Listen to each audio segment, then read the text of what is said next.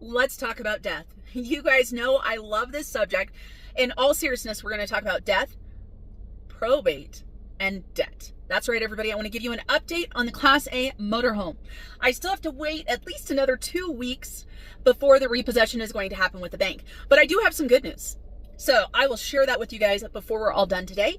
Let's talk about the way that probate works. Just in case you didn't know, in my state, the way that it works is, of course, I have to gather a whole bunch of documents. I have to gather all of the debts for my stepdad. I have to gather all of his assets. I have to gather all of that stuff as part of the probate process. All of this is given to the court. My attorney is then responsible for sending letters to everybody named in the will, as well as any creditors that are out there. So this bank for the Class A motorhome got a letter saying that my stepfather had passed away, also gave them the details on the court case.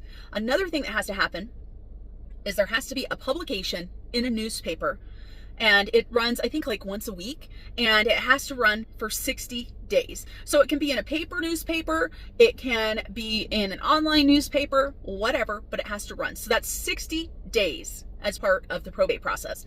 Then after those run, they've got another 30 days to come against the estate for whatever might be owed.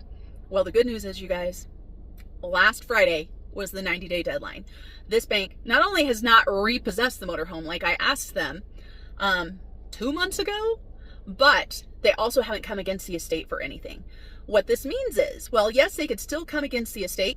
My attorney can refuse this and say that it was not done in a timely manner, and the court will not look at it. So the reason why this is good news for us is because we will be able to not owe the bank what I'm guessing would probably be about $40,000. And when I say we, I mean the estate. My stepfather and my mother owned a home, and so the way that that normally would work is if the bank had done everything they needed to, had done all the necessary paperwork for the court and stuff, and if they had gotten the motorhome, had auctioned it off, and let's say they auctioned it off for 40 grand because it has a fair market value of about 50.